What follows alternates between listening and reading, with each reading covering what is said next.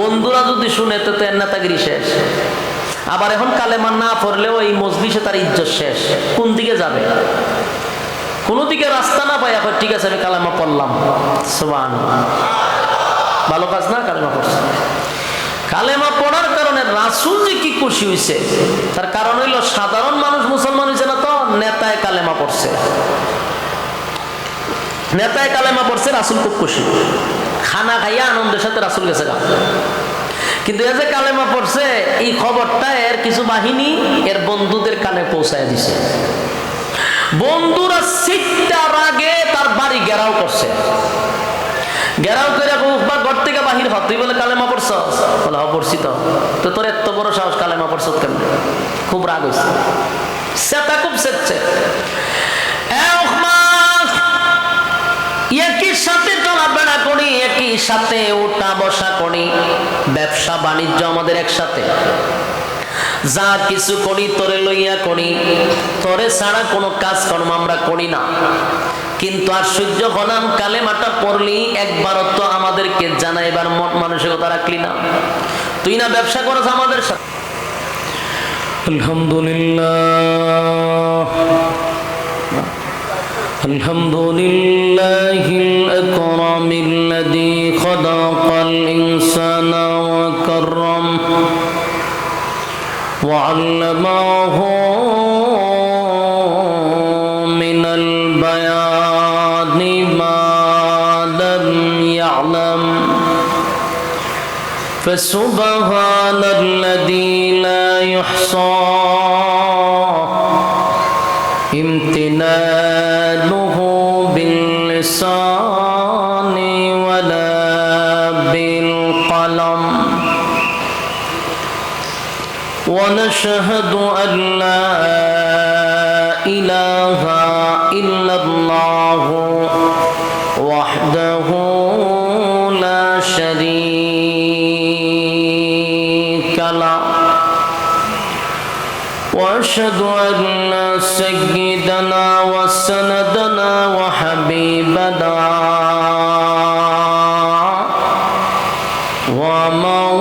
ومولانا محمدا عبد الله ورسوله أرسله بالحق بشيرا ونذيرا وداعيا إلى الله بإذنه وسراجا منيرا.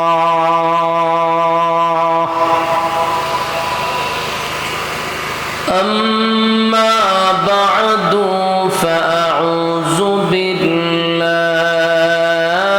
من الشيطان الرجيم.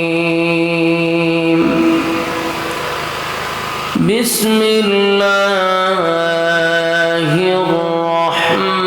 الرحمن الرحيم. ويوم يعض الظالم على يديه يقول يا ليتني اتخذت مع الرسول سبيلا يا ويلتى ليتني لم أتخذ فلانا خليلا. قال رسول الله صلى الله عليه وسلم بعثت لأتمم مكارم الأخلاق أو كما قال عليه الصلاة والسلام. দুরূদ শরীফ পড়েন আল্লাহুম্মা সাল্লি আলা। শীষ মানে ভাই সাউন্ডটা সুন্দর করেন, আমার ইকু দেন, এলে রিভাব দেন, একটা দেন। اللهم صل على محمد وعلى آل محمد كما صليت على إبراهيم وعلى شارجة ناتنا كما صليت على إبراهيم وعلى آل إبراهيم إنك حميد مجيد اللهم بارك على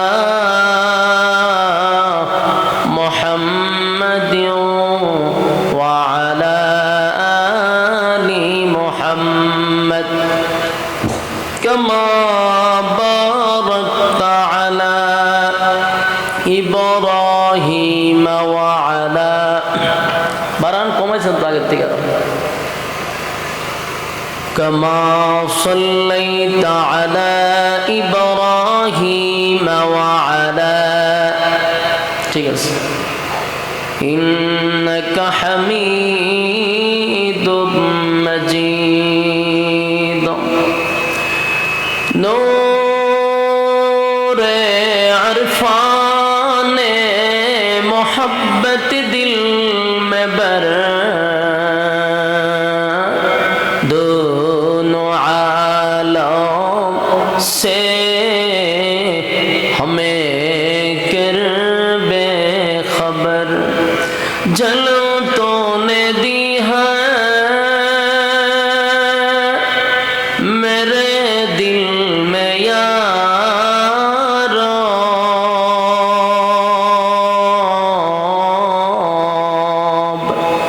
जलन की दवा अब फिला दे खुदाया सारे दुनिया तय किया मैं मिसल दो देखा नहीं तेरी मानंद खूबसूरत चांद भी होता नहीं बलगल उला লড়াই না লড়াচড়া করা লড়াচড়া করেন না بكماله كشفت بجماله حسنت جميع خصاله صلوا عليه مدينة مدينة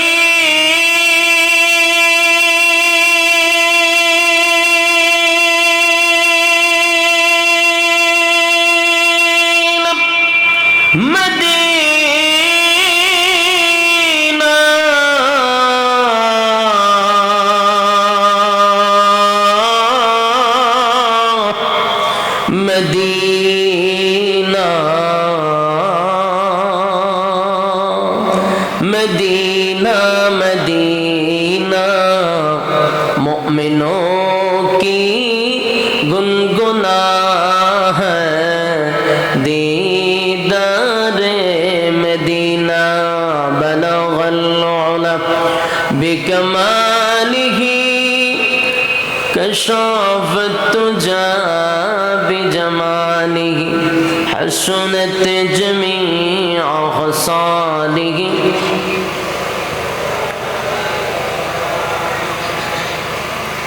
मेरा दिल तलब रहा है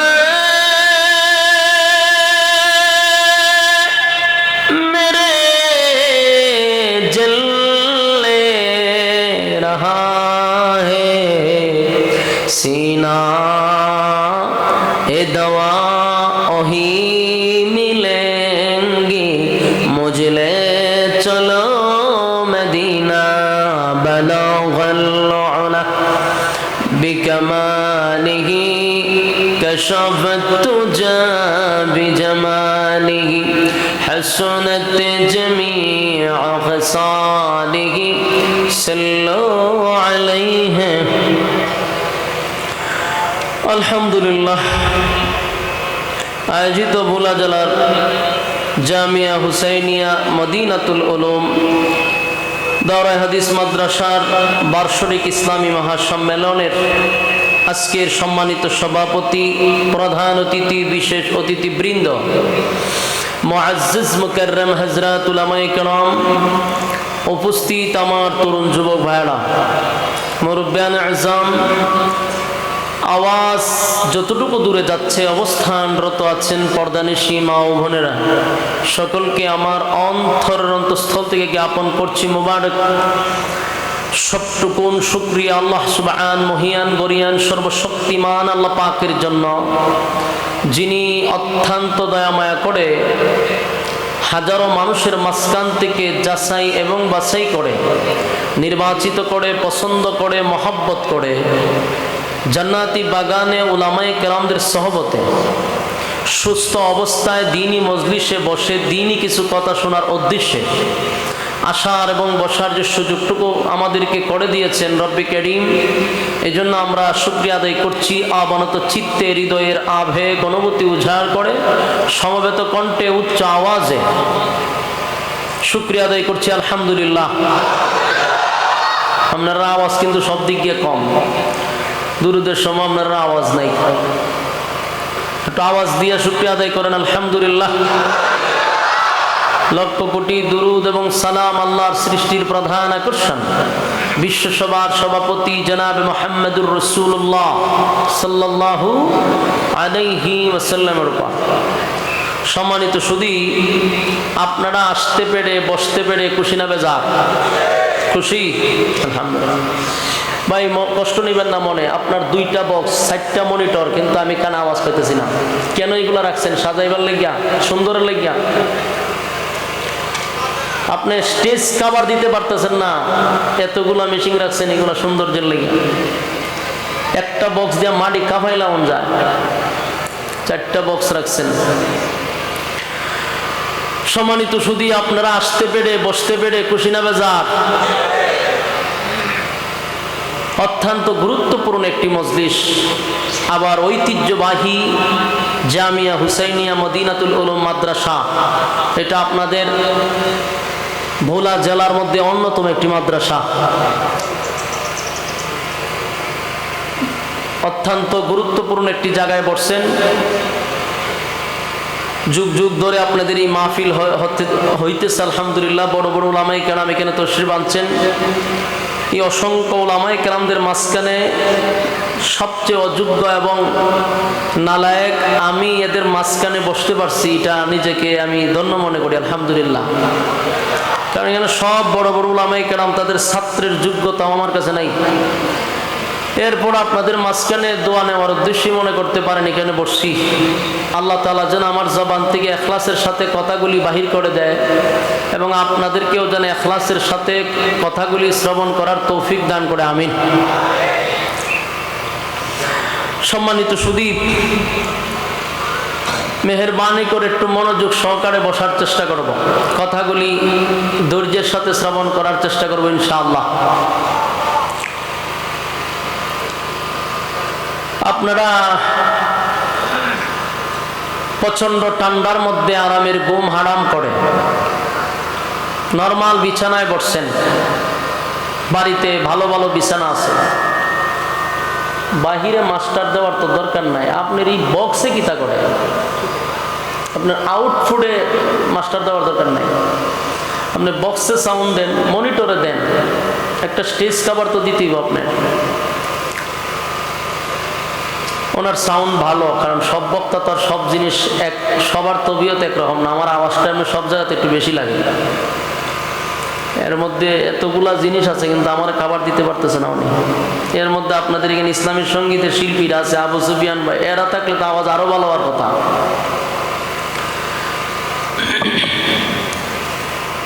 শুধু স্টেজ কভার দিলে চলবো, আপনার চেষ্টা করেন।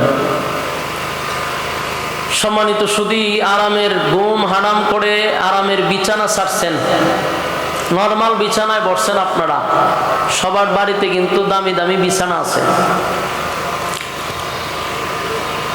এরপরও আপনারা এখানে বসছেন। মাহফিলের পরে আপনাদেরকে 500 করে দেওয়া হবে। হ্যাঁ, একটা আওয়াজ দেন, বিরিয়ানির প্যাকেট দেওয়া হইব। তাহলে নিঃস্বার্থে আসছেন, একমাত্র দিনই কিছু কথা শোনার উদ্দেশ্যে। আপনারা, আমি 2 মিনিট সময় নিচ্ছি আপনাদের কাছ থেকে, রাগ করবেন না, কোনো কথা বলবেন না। অপারেটর ভাইয়ের কাছ থেকে 2 মিনিট সময় নিচ্ছি, ভাই আপনি আমার সাউন্ডটা সুন্দর করেন। আর যে সাউন্ড দিচ্ছেন আমি ওয়াজ করতে পারবো, কিন্তু এই ওয়াজে এই কথা বলার জন্য এত দূর থেকে তো আমার আনে নাই। আপনি স্টেজের লোককে জিজ্ঞাসা করেন, আপনার এই যে সৌন্দর্য সাজায় রাখছেন, কি আওয়াজটা আমি পাইতেছি আমার বলেন না। আপনার একটা বক্সে মাডি কাফে, আপনি 4টা বক্স লাগাইছেন, 4টা মনিটর লাগাইছেন, 2টা মনিটর এনাফ, তো আওয়াজ পেতেছি না ভাই। আমার এই আওয়াজ হইতো না তো। আমার যেরকম আওয়াজ দিতেছেন আমি কথা এইভাবে বলুন, আওয়াজ দিবেন। আমি আপনারা আওয়াজ পাননি, তাহলে আপনি কার আওয়াজ শোনাইতেছি? অন্দিক শ্রোতাই আওয়াজ পায় না,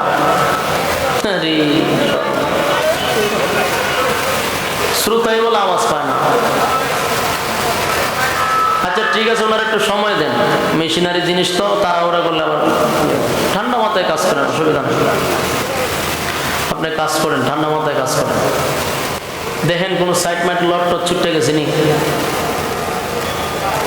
ভাই। আসলে ওয়াজ তো সামনে নিয়ে করা যায় না, এগুলো সিঙ্গারদের কাজ, যারা গজল টজল গায়ক এরা লাগাইয়া মুখে দিয়া কয়। ওয়াজ তো আমার বাচন ভঙ্গি থাকতেইব, লড়াচড়া করতেইব, আমি মুখ লাগাই কেমন ওয়াজ করো? আচ্ছা আপনি কাজ করেন, আস্তে আস্তে করেন, কিন্তু সাউন্ড বাড়ানিতে রাখেন, অল্প সাউন্ড। আমার শ্রোতা যেন আওয়াজ পায়, শ্রোতারা আওয়াজ পাইলে হাত দেখাইবেন, প্যান্ডেলে আওয়াজ হইতেইব। আমি লেম্বে গেলে এরপর আপনার সাউন্ড কমাইলে, আমার সময় সাউন্ড বাড়ানিতে রাখেন, কমায়েন না। সম্মানিত সুধী, অত্যন্ত গুরুত্বপূর্ণ মজলিস আপনারা আসছেন, আপনাদের গুরুত্বপূর্ণ সময় ব্যয় করে কোরআনের কথা শোনার জন্য আপনারা নরমাল বিছানায় বসে যান। আপনাদের এই মাহফিলটি 3 দিন পর্যন্ত, শুক্রবারে এটার আখিরি মোনাজাত হবে। বাংলাদেশের উল্লেখযোগ্য যত উলামায়ে কেরাম ছিল, আপনাদের মাদ্রাসার হুজুররা সব নিয়ে আসছে। আপনাদের এই এলাকার মাদ্রাসা নিয়ে গর্ব হওয়ার কথা। এই মাদ্রাসা থাকার কারণে বাংলাদেশের উল্লেখযোগ্য উলামায়ে কেরাম আপনাদের এই জমিনে ফাড়া দিতেছে, আলহামদুলিল্লাহ। সব বড় বড় উলামায়ে কেরাম, শুধু আমি বাদে এখানে যারা আছে, বাংলাদেশের উল্লেখযোগ্য স্থানে তারা বসা। এরকম সমস্ত উলামায়ে কেরাম আপনাদের এখানে কদম রাখতেছে। এটা এলাকাবাসীর জন্য অত্যন্ত গর্বের বিষয়। এই জন্য মাদ্রাসাটা হওয়ার কারণে আপনাদের গর্ব আছে না নাই? এটা আপনাদের অনেক সুনাম, অনেক সুনাম। আলহামদুলিল্লাহ, কোরআন শোনার জন্য আসছেন। এই কোরআনের বয়স কত জানেননি? 1500 বছর। বলুন বয়স কত? 1500 বছর। 1500 বছর হয়ে গেছে কোরআনের বয়স। 1500 বছরের পরেও কোরআনের আকর্ষণ কমছে বিন্দু পরিমাণ কমে নাই। কোরআন আছে, কিয়ামত পর্যন্ত থাকবে, এটার আকর্ষণও থাকবে, কমবে না। সবচেয়ে যে বিষয়টা ভাবার, এটা হলো 1500 বছর হয়ে গেছে, কোরআনের কোনো পরিবর্তন আমরা পাইছি না। ভবিষ্যতে পাইবেন? একটু হানা বলবেন।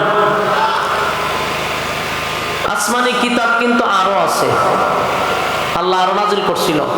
তাওরাত আসমানি কিতাব ছিল, ইনজিল আসমানি কিতাব, জবুর আসমানি কিতাব, এগুলো তো আল্লাহ আসমানি কিতাবই ছিল। ওগুলো এখন অরিজিনাল আছে নাই? সব ইহুদি খ্রিস্টানরা এগুলোর মন গড়া ঢুকাই দিছে, এখন তারা কিতাব দাবি করে। এগুলোর মধ্যে সব মন গড়া রচনা।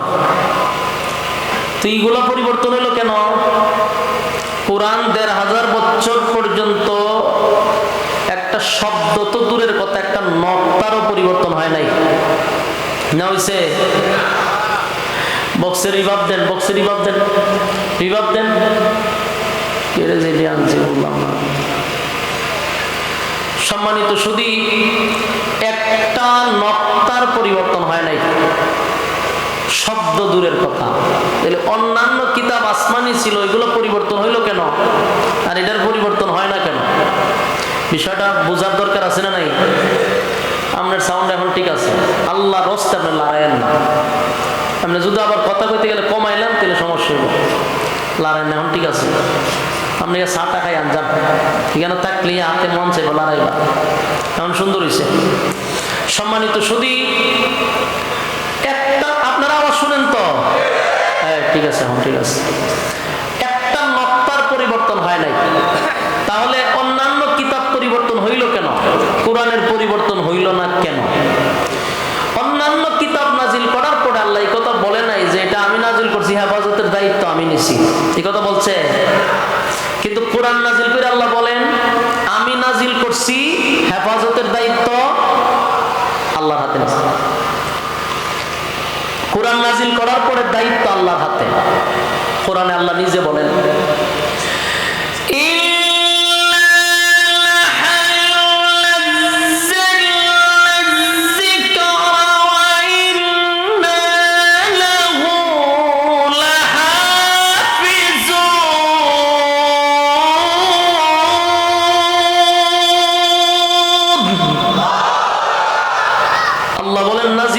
আমি, হেফাজতের দায়িত্বটা নিছি আমি। আল্লাহ যেহেতু হেফাজতের দায়িত্ব নিছে, আপনারা নিশ্চিত থাকেন কিয়ামত পর্যন্ত একটা নক্তার পরিবর্তন কেউ করতে পারবে না। কোরআন যদি পৃথিবীর সব আগুন দিয়ে ফুইরেও ফেলায় দেয় তো কোরআন শেষ হবে না। কেন জানেন? আল্লাহ কয় কাগজের কোরআন তোমরা পড়তে পারো, কিন্তু আমি জিন্দা কোরআন জমিনে রাখছি। জিন্দা কোরআন চিনেন? আপনারা মাদ্রাসা ঢুকলে জিন্দা কোরআন পাইবেন, কেন অসংখ্য জিন্দা কোরআন আছে। যেই কোরআনগুলি হাঁটা চলা করে, কোরআনগুলি কথা বলে, কোরআনগুলি খানা খায়। সুবহানাল্লাহ। জিন্দা কোরআন আল্লাহ জমিনে রাখছে। তো পৃথিবীর সমস্ত কাগজের কোরআন ফুড়ে ফেলে যদি সমস্ত কোরআন ফুইরেও লায় যে কোরআন উঠাই দিব, সম্ভব না। কারণ আল্লাহ মানুষের সিনার ভিতরে 30 পারা কোরআন ঢুকায় রাখছে। এটি ফুরবেন কেমনে? এই জন্যই হেফাজতের দায়িত্ব কে নিছে? এই কোরআন যে আপনি পড়তেছেন, শুনতেছেন, তাও একটা আশ্চর্য বিষয়।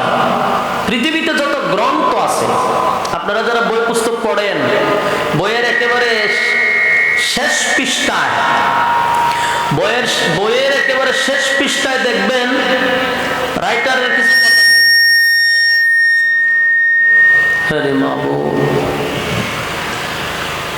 গ্রন্থের শেষ পৃষ্ঠায় দেখবেন লেখা থাকে, রাইটার বলে থাকে যে আমার এই গ্রন্থ লিখতে গিয়ে ভুল হতে পারে,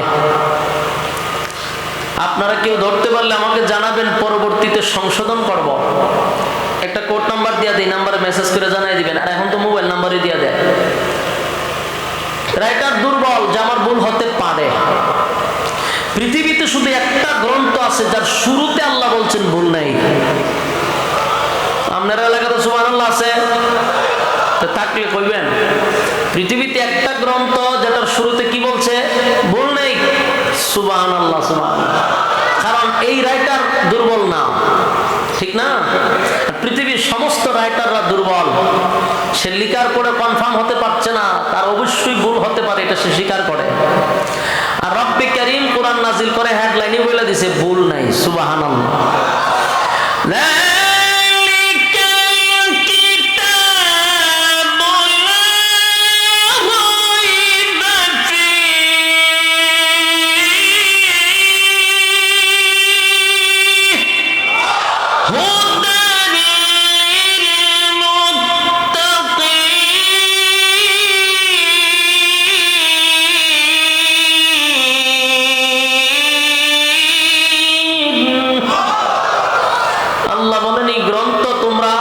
নিঃসন্দেহে পড়তে পারো, এটার মধ্যে কোনো ভুল নাই। সুবহানাল্লাহ। আপনারা সেই কোরআন থেকে কথা শোনার জন্য আসছেন, ওলামায়ে কেরামের জবান থেকে কথা শোনার জন্য। ওলামায়ে কেরাম যা বলে কোন ধরনের সন্দেহ আছে? আপনারা কথা বলে কোথার থেকে? কোরআন থেকে। সুতরাং এখানে কোনো ভুল নাই। আল্লাহ আমাদেরকে ধৈর্যের সাথে বোঝার তৌফিক দান করুক। আমিন। আলোচনার শুরুতেই বলছি, আপনারা বোলার মানুষ, আর আমার বাড়ি জানেনি কোনো না, সিলেট হবিগঞ্জ। তো আপনারা আমরা কিন্তু অনেক দূরত্ব, ভাষাগত দিক দিয়ে অনেক দূরত্ব, সুতরাং আমিও বোলাতে এই আমার আজকে লইয়া 2 বার আসছি। তো আপনাদের সাথে আমার পরিচিত কম, আমার সাথে একটু হ্যাঁ না ঠিক বেঠিক বলবেন, পারবেন? আপনারা যদি একটু আওয়াজ দেন তাহলে আমার কথা বলতে উৎসাহ হবে, আগ্রহ তৈরি হবে। পারবেন ইনশাআল্লাহ? একটু মেহরবানি করে আওয়াজ টাওয়াজ দিয়েন। আমি আপনাদের সামনে মহাগ্রন্থ আল কোরআন থেকে 2টা আয়াত কারিমা তেলাওয়াত করছি। আয়াতগুলিকে সামনে রেখে কিছু কথা বলতে চাই, এবং এই আয়াতগুলি আল্লাহ কেন নাজিল করলেন, কোন কারণে নাজিল করলেন, এই বিষয়টা আমরা একটু বোঝার চেষ্টা করি। কোরআন নাজিল হয়েছে কোনো সময় আল্লাহ কোনো ঘটনারে কেন্দ্র করে নাজিল করছে, কোনো সময় রব্বে কারীম কোনো প্রশ্নের উত্তরে নাজিল করছে, কোনো সময় কোনো সমস্যার সমাধান দেওয়ার জন্য নাজিল করছে। আমার তেলাওয়াতকৃত আয়াতটি নাজিল হয়েছে একটা সমস্যার সমাধান দেওয়ার জন্য, রাসূলকে সান্ত্বনা দেওয়ার জন্য। আয়াতগুলি মক্কাতুল মুকাররমায় নাজিল হয়। রাসূল সাল্লাল্লাহু আলাইহি ওয়াসাল্লাম ওনার প্রায় 63 বছরের জিন্দেগিতে ওনার 3টা অধ্যায় আছে। এর প্রথম অধ্যায়, দ্বিতীয় অধ্যায়, তৃতীয় অধ্যায়। প্রথম অধ্যায়ে চলে গেছে রাসূলের প্রায় 40 বছর, এরপরের অধ্যায়ে গেছে 13 বছর, এরপরের অধ্যায়ে গেল 10 বছর। 40 বছর ক্বাবলান নবুয়ত, রাসূলের নবুয়তের আগ পর্যন্ত, কোরআন নাজিল হওয়ার আগ পর্যন্তই 40 বছর চলে গেল। 40 বছর রাসূল মক্কাতে অবস্থান করছেন। রাসূলের একটা শত্রুও ছিল না, কোনো বিরোধিতা ছিল না, সমালোচনা ছিল না। 40 বছর পূর্ণ হওয়ার পরে রাসূলের বিরোধিতার অভাব নাই, সমালোচনার অভাব নাই।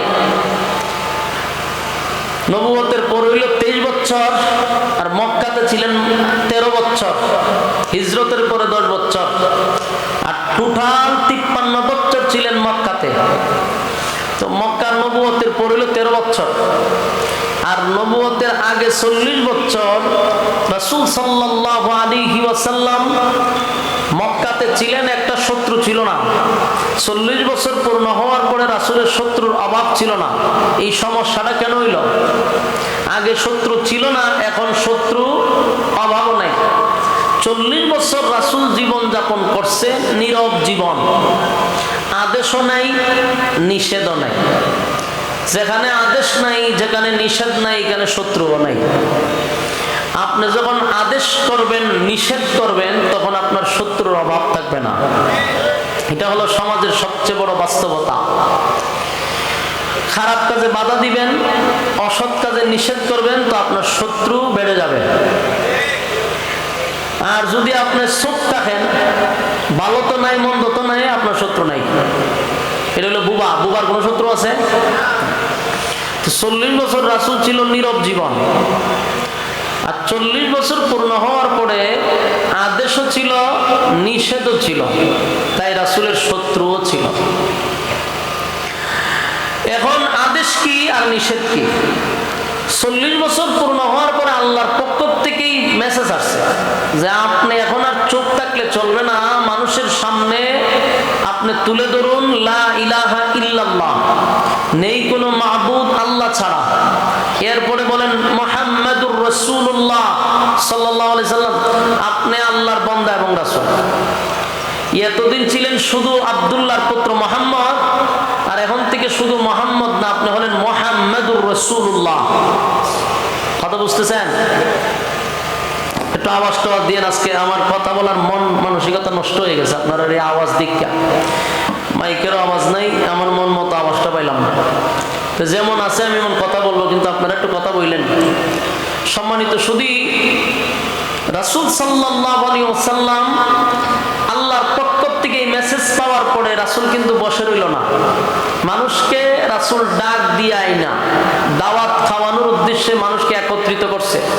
কইরা রাসূল আল্লাহর পক্ষ থেকে এই মেসেজটা মানুষের কান পর্যন্ত পৌঁছায় দেওয়ার চেষ্টা করছিল। প্রথম আবু লাহাব এই জিনিসটা বুঝতে পেরে যে মুহাম্মদের উদ্দেশ্য খাওয়ানো না, নিশ্চয়ই অন্য কোনো উদ্দেশ্য আছে, আবু লাহাব এখানে একটা ফেস লাগাই দিল, গালাগালি করতে লাগলো, পুরা মজমাটাই নষ্ট করে দিছে। তখন পারল না, পরবর্তীতে রাসূল আবার তাদেরকে একত্রিত করছে একটা পাহাড়ের উঁচু টিলায় দাঁড়াইয়া। আগে উঁচু পাহাড়ে দাঁড়াইয়া এইভাবে লাল কাপড় দেখাইলে মানুষ বিপদ মনে করে দৌড়ায় এক জায়গায় হইতো। রাসূল কানে সবাইকে একত্রিত কইরা আল্লাহর পক্ষ থেকে পাওয়া মেসেজ তাদের কান পর্যন্ত পৌঁছায়া দেওয়া। রাসূল তাদেরকে প্রথম বলছেন, আপনারা আমার রক্তের বংশের, আমাকে আপনারা আল আমিন বলে উপাধি দিচ্ছেন, জীবনে মিথ্যা বলি নাই, আপনারা নিজের মুখে স্বীকার করছেন। তা আমি কোনো সময় মিথ্যা বলি নাই, এখনো যা বলবো মিথ্যা না। আমি যদি আপনাদেরকে এখন বলি আমার পিছনে একদল বাহিনী আছে, অস্ত্র নিয়ে আপনাদের উপরে হামলা করবে, এই কথাটা কি আপনারা বিশ্বাস হবে? সকলেই এক বাক্যে বললো অবশ্যই বিশ্বাস হবে। রাসূল জিজ্ঞাসা করলো, কেন বিশ্বাস হবে? আমরা জিন্দেগিতে আপনার জবান থেকে মিথ্যা কথা বলতে শুনি নাই। সুবহানাল্লাহ। তো রাসূল বলেন, আজকেও যা বলবো মিথ্যা না। তোমরা যেই সমস্ত জিনিসের গোলামি করতেছ, যেগুলাকে আল্লাহ মনে করতেছ, প্রভু মনে করতেছ, এগুলা তোমাদের খোদা হতে পারে না। তোমরা সৃষ্টির গোলামি করতেছ, স্রষ্টার গোলামি করতে হবে। আর আমাদের মালিক কয়জন? তুই আল্লাহ। রাসূল বলেন, লা ইলাহা ইল্লাল্লাহ, নেই কোনো মাবুদ আল্লাহ ছাড়া। তোমরা যেই সমস্ত গোলামি করতেছ, এটা 360টা নিজের হাতে বানাইছো খোদা। বানাই আবার পিছন দিয়ে লাডিও ঢুকাইছে, ঢুকাই এগুলি নিয়ে বন্দি ঘিরে তুইছে। এইগুলার সকাল বিকাল এরা গোলামি করে। আজকের থেকে সব বাদ, গোলামি করতে হবে কার? এবং আল্লাহ ছাড়া আর কোনো মাবুদ নেই, ওনার সাথে কারো শরীক নেই। এবং আজকের পর থেকে আরেকটা মেসেজ হলো, আমি শুধু মুহাম্মদ না, আমি হলাম মুহাম্মাদুর রাসূলুল্লাহ সাল্লাল্লাহু আলাইহি ওয়াসাল্লাম। আমি তোমাদের জন্য আল্লাহর পক্ষ থেকে পাঠানো একজন রাসূল, এবং আমি শেষ, আমার পরে কোনো নবী রাসূল আসবে না। এই রাসূল মেসেজ ঢুকাই দিবে। এখান থেকে শুরু হয় খানাগুসা, এখান থেকে শুরু হয় আলোচনা, সমালোচনা, বিরোধিতা, মানসিক নির্যাতন, শারীরিক নির্যাতন। 1-2 বছর না, প্রায় 13 বছর এইভাবে নির্যাতন হইতে থাকে, সমালোচনা হইতে থাকে। তো সমালোচনা যত বাড়ে, রাসূলের প্রচার প্রসার তত বাড়তে থাকে। সুবহানাল্লাহ। তো মক্কা নগরীর মানুষ তো খারাপ ছিল, বর্বরের যুগ ছিল, অসভ্য জাতি ছিল। এই অসভ্য জাতির মাঝখানে আল্লাহ পৃথিবীর সবচেয়ে শ্রেষ্ঠ সভ্য মানুষকে পাঠাইছে। সুবহানাল্লাহ। ওনার থেকে ভালো সভ্য মানুষ আর ছিল? আল্লাহ বলেন, এমন একজন মানুষ পাঠাইছি যার চরিত্রের সার্টিফিকেট কোরআনে দিছি। সুবহানাল্লাহ। আল্লাহ কোরআনে বলেন, ওয়া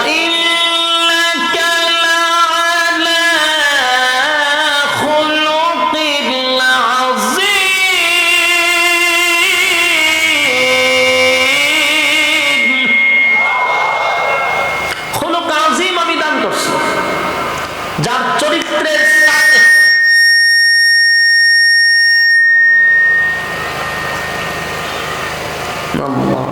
করতেছে কিনা বুঝলাম না।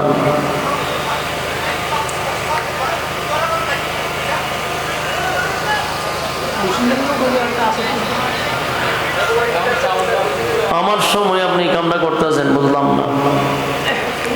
আমরা বক্সটির সাউন্ড করি, এই যে বক্স, এটার সাউন্ড কোথায়? আমার এটা বলেন না ভাই। আমি তো বলতেছি না, পাবলিকই বলতেছে না, বক্সের সাউন্ডটা দেন। আল্লাহ রাব্বুল আলামিন বলেন, যার চরিত্রের সার্টিফিকেট আমি আল্লাহ কোরআনে দিছি। কেমন আজিম চরিত্র দিয়ে রাসূলকে পাঠাইছেন আল্লাহ রাব্বুল আলামিন। রাসূল সাল্লাল্লাহু আলাইহি সাল্লামকে অসভ্য জাতির মাঝখানে পৃথিবীর সবচেয়ে শ্রেষ্ঠ সভ্য মানুষকে পাঠাইছেন। তো শুনে ওখানকার মানুষ খারাপ ছিল, কিন্তু তাদের মধ্যে কিছু গুণ ছিল আবার ভালো, যেই গুণগুলা আমাদের মধ্যে থাকা দরকার, যেই গুণগুলা আমাদের মধ্যে থাকা দরকার।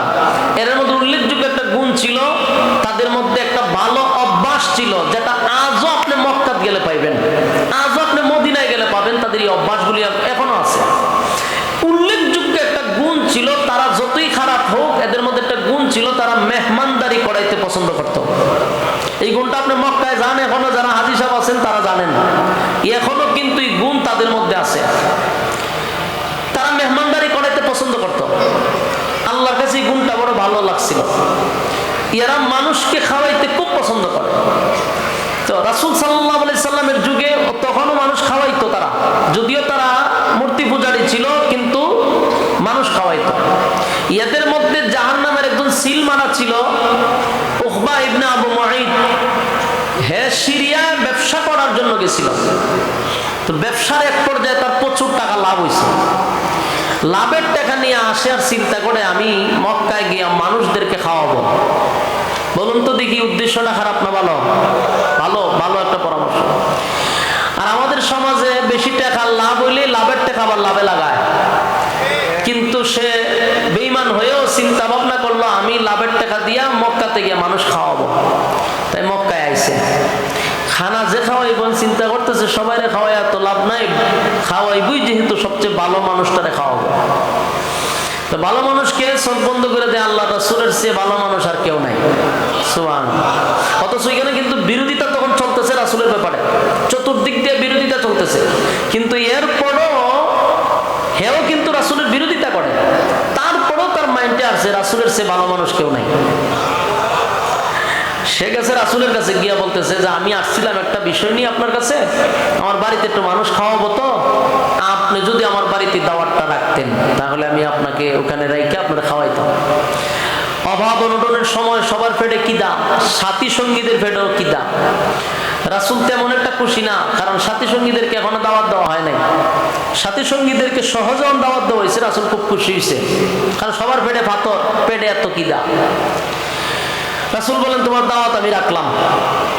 সাথী সঙ্গী নিয়ে তার বাড়িতে গেছে, গিয়া দেখে অনেক মানুষ আরো আসছে, রাসূলকে দস্তরখানা বিছাই দিছে, খানা খাবে।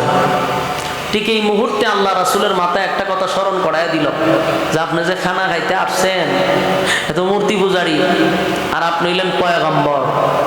একজন মূর্তি পূজারির গড় পয়গম্বর হইয়া খানা খান কেমনে? কথা বুঝতেছেন? এটা রাসূলের মাথায় ছিল না, আল্লাহ সরাইয়া দিছে। আবার রাসূলকে স্মরণ করাইয়া দেওয়ার উদ্দেশ্য হলো উম্মতকে শিক্ষা দেওয়া। আমরা মুসলমান দাবি করি, কিন্তু আমরা দেখা যায় বিভিন্ন বিধর্মীর ঘরে বসে খানা খাই, এবং এখানে আমরা সামাজিকতা বজায় রাখার জন্য আমরা বলি এটা কোনো ব্যাপার না। এখান থেকে শিক্ষা গ্রহণ করুন, রাসূলকে আল্লাহ নিষেধ করছে। একজন বেঈমানের ঘরে বসে খানা খাওয়া মুসলমানের ঠিক না। রাসূল ইন্না লিল্লাহি, কথা তো আমার স্মরণ নাই, আসলে তো কথা ঠিক, আমি একজন পয়গম্বর আর হে একটা মূর্তি পূজারি, এখানে আমি খানা খাই কেমনে? তাহলে খানা খাওয়া যাবে না। রাসূল দাঁড়ায় গেছে। উকবা এসে দেখো কই যান? তো খানা খাবো না। কেন? তুমি একজন মূর্তি পূজারি, আমার তো এটা স্মরণ ছিল না, পেটের কিদা, আমি তোমার এখানে চলে আসছি, দাওয়াত দিছ, কিন্তু তো আমার তো মাথায় ছিল না তুমি যে একজন বিধর্মী, তুমি মূর্তি পূজারি, আর আমি একজন আল্লাহর পয়গম্বর, তোমার ঘরে আমার খানা খাওয়া ঠিক হবে না। উকবা এমন মুসিবতে পড়ছে, কারণ এখানে সব দামি দামি মানুষ দাওয়াত দিছে। রাসূল যদি উঠটা জায়গা, তাহলে এখানকার মানুষ সবাই তার তুতু দিতে থাকবে যে তোর গড় মেহমানদারি করাইতে আইনা একজন সম্মানী লোক উঠটা চলে গেছে। এটা তখনকার যুগের জন্য খুব লজ্জা ছিল। তাই উকবা রাসূলের পায়ে ধরে পয়রা চিল্লি শুরু করছে যে আপনি যদি খানা না খান, আমার ইজ্জত সম্মান যা আছে সব যাইব, আপনার খানা খাইতে হইব। রাসূল কয় আমি এখন খানা খাইতে গেলে আমার আল্লাহর নিষেধ, কখনো সম্ভব না। উকবাই দেখলো রাসূল যদি খানা না খায়, রাস্তাঘাটে হাঁটতে পারবে না, নেতাগিরি করতে পারবে না, মানুষ তুতু দিবে। করছে মুসিবত। পরে কয় আপনি যা বলবেন তা মানতে রাজি, কিন্তু খানা খাইতে হইব। রাসূল বললেন আমি এক শর্তে খানা খাইতে পারি, এটা হলো তুমি যদি কালেমা পড়ো, তাহলে ইমানদারের ঘরে খানা খাইতে পারি। ভালো পরামর্শ না? উকবা এখন এমন মুসিবতে পড়ছে, কালেমা পড়লেও বিপদ, কালেমা না পড়লেও বিপদ। কালেমা পড়লে তার আবার বন্ধু আছে, বড় বড় নেতা আছে, এটা সব তার বন্ধু। আবু জাহেল, আবু লাহাব, হ্যাঁ, উমাইয়া, এরপরে আরো কয়েকটা আছে, জাহান্নামের যেটা আল্লাহ সিল মেরে রাখছে, তো সবলের বন্ধু। বন্ধুরা যদি শুনে তো এর নেতাগিরি শেষ। আবার এখন কালেমা না পড়লেও এই মজলিসে তার ইজ্জত শেষ। কোন দিকে যাবে? কোন দিকে রাস্তা না পাই, এখন ঠিক আছে আমি কালেমা পড়লাম, সুবহানাল্লাহ, ভালো কাজ না? কালেমা পড়ছে। কালেমা পড়ার কারণে রাসূল যে কি খুশি হয়েছে, তার কারণ হইল সাধারণ মানুষ মুসলমান হয়েছে না, তো নেতায় কালেমা পড়ছে, নেতায় কালেমা পড়ছে, রাসূল খুব খুশি। খানা খাইয়া আনন্দের সাথে রাসূল গেছে গা। কিন্তু এ যে কালেমা পড়ছে, এই খবরটা এর কিছু বাহিনী এর বন্ধুদের কানে পৌঁছায় দিছে। বন্ধুরা সিটটার আগে তার বাড়ি ঘেরাও করছে। গেরাও করে উকবা ঘর থেকে বাহির হ, তুই বলে কালেমা পড়ছ? বলে হ পড়ছি। তো তোর এত বড় সাহস, কালেমা পড়ছ কেন? খুব রাগ হয়েছে, সেটা খুব সেচ্ছে। একই সাথে চলাফেরা করি, একই সাথে উঠা বসা করি, ব্যবসা বাণিজ্য আমাদের একসাথে, যা কিছু করি তোরে লইয়া করি, তোরে ছাড়া কোনো কাজকর্ম আমরা করি না। কিন্তু আশ্চর্য হলাম, কালেমাটা পড়লি একবারও তো আমাদেরকে জানাইবার মানসিকতা রাখলি না। তুই না ব্যবসা করস আমাদের সাথে? বলে হ। চাকরি করস আমাদের সাথে, খেলাধুলা করস আমাদের সাথে, আমরা সব কাজে তোরে রাখি, কিন্তু কালেমা পড়লি আমাদেরকে জানাইলি না। দুস্তরে একসাথে বোতল খাই, বোতল যদি অর্ডার দিস 4-5টা বোতলের মধ্যে তোর নামে একটা বোতল থাকে, বোতল বুঝছিনি? বোতল খাই তোরে লইয়া। দুস্ত ক্লাবে গিয়া যদি নাচানাচি করতে যায়, তোরে লইয়া নাচানাচি করি। তুই ক্লাবের সাথে নাচানাচি করি, রাতের রানীদের সাথে দেখা করতে যাই তোরে লইয়া। এরা কেসুনেতে টাকা লাগাইলে তোরে লইয়া লাগাই, আখাম কোখামের পিএইচডি করলে তোরে লইয়া করি। তারপরে দুর্নীতি, সাদাবাজি, টেন্ডারবাজি যা আছে সব তোরে লইয়া করি। যত দুর্নীতির টাকা আছে সব একটা খামের ভিতরে বইরা বাদ করে তোর টেবিলের তলে পৌঁছাইয়া দে। বল দোস্ত, কোন কাজে তোরে বাদ রাখলাম? সব কাজে তোরে জড়িত রাখলাম। আমাদের অবৈধ টাকা তোর কাছে যায় গোপনে খামের ভিতরে, নাচানাচি তোরে রাখি, বোতল খাবার তোরে রাখি, সব জায়গায় তো বন্ধু তোরে রাখছি। কিন্তু বন্ধু হইয়া আব্দুল্লাহর পুত্র মোহাম্মদ আমাদের শত্রু, তার সঙ্গে হাত মিলাইলি। তুই না নেতা হইতে চাস? আজকের পর থেকে আমরা তোরে ঘোষণা দিলাম, বন্ধু মহলের মধ্যে যেই কষ্ট তুই দিছস, আজকের পর থেকে তোর সাথে কোনো সম্পর্ক নাই, তোর সাথে আমাদের কোনো পরামর্শ নাই, বোতল খাওয়া নাই, কেসুনুর যাওয়া নাই, দুর্নীতিত নাই, টেন্ডারবাজিত নাই, কোনো কাজেই তোরে রাখবো না। বন্ধু মহল থেকে তোরে আমরা বয়কট করে দিলাম।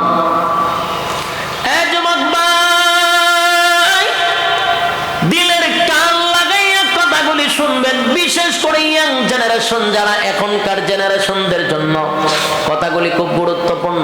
কারণ আজকের সমাজ ধ্বংস হয় একমাত্র বন্ধুর কারণে। যা নষ্ট হইতেছে সব বন্ধু, যেখানে যাইবেন সেখানে বন্ধু জড়িত। এই জন্য আমি আপনাদের কাছে নসিহত করব, যারে তারে বন্ধু বানানো যাবে না। যখন যারে মনে চায় বন্ধু বানাইবেন না। আপনার জীবন ধ্বংস হওয়ার জন্য, কেরিয়ার ধ্বংস হওয়ার জন্য, লাইফ ধ্বংস হওয়ার জন্য বন্ধু যথেষ্ট। হ্যাঁ যুবক ভাই, একটু আওয়াজ দিবেন। আপনাদের জীবন নষ্ট হওয়ার একটা পথ হলো বন্ধু। কারণ বন্ধু এমন এক জিনিস, বউয়ের কাছে যেটা কয় না, এটা বন্ধুর কাছে কয়। আমার ভাষা বুঝুন না আপনারা? বন্ধুর কাছে এমন কিছু কথা কয় যেটা প্রিয়তমা স্ত্রী। তাহলে বন্ধু জায়গাটা মারাত্মক। বন্ধু এমন একটা জিনিস, বন্ধুর কাছে সব বিষয় কিন্তু শেয়ার করা হয়। তাই আপনার জীবন ধ্বংস হওয়ার জন্য বন্ধুই যথেষ্ট।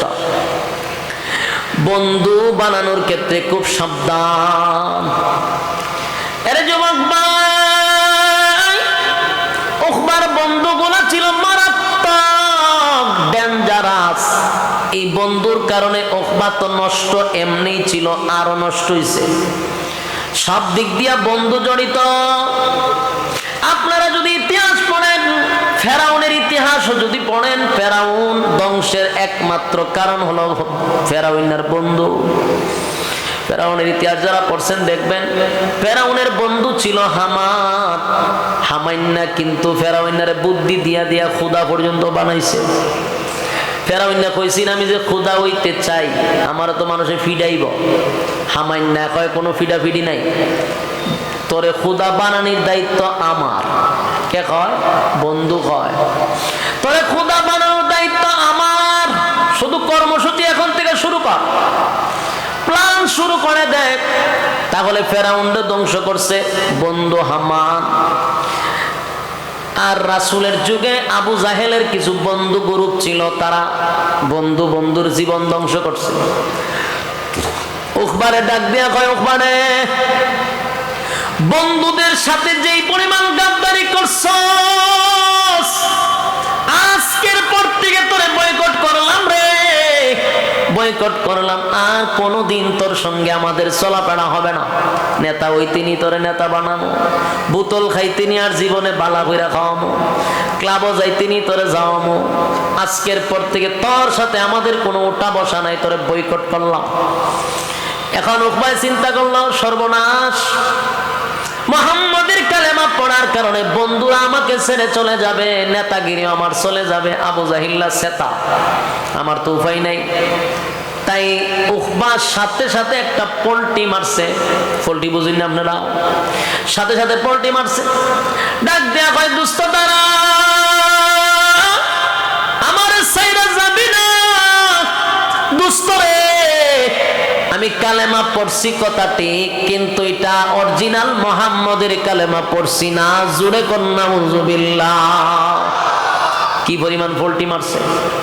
আমি কালেমা পড়ছি গো, কিন্তু আমি কালেমাটা আব্দুল্লাহর পুত্র মুহাম্মাদের কালেমা পড়ি নাই। আবু বকর যেই কালেমা পড়ছে আমি সেই কালেমা পড়ি নাই। ওমর যেই কালেমা পড়ছে সেই কালেমা পড়ি নাই। এখন বন্ধুরা কয় তুই কোন কালেমা পড়ছ? দুস্থ রে, আমি পলিটিক্সের কালেমা পড়ছি। হ্যাঁ, বলার মানুষ পলিটিক্স বুঝেননি আপনারা? আওয়াজ নাই কেন? আওয়াজ নাই, বক্তা শুধু আওয়াজ কেমনে দিতেন? চিন্তা করতেছেন যদি হুজুরের দাম বাইরা জায়গা। হ্যাঁ, এরকম চিন্তা ভাবনা আছে আপনারা? একটু আওয়াজ দিলে কথা বলতে উৎসাহ, কারণ আমি তো আপনার ভাষা বুঝি কম। আপনারা আমার ভাষা বুঝেন কিনা আমি চিন্তার থাকি আওয়াজ না দিলে। আর আপনারা আওয়াজ পাননি, এটার তো একটা টেনশনে আছে। তাহলে একটু কথাও তখন আমি আমার বাসায় ওয়াজ করলে তো ওয়াজ হইতো না, খবর জিয়ারত হইব। মাশাআল্লাহ, যে সুন্দর ভাষা আমরা, সিলেটের ভাষা। আমি আপনারা বুঝেন ওই ভাষাই কিন্তু ইউজ করতেছি।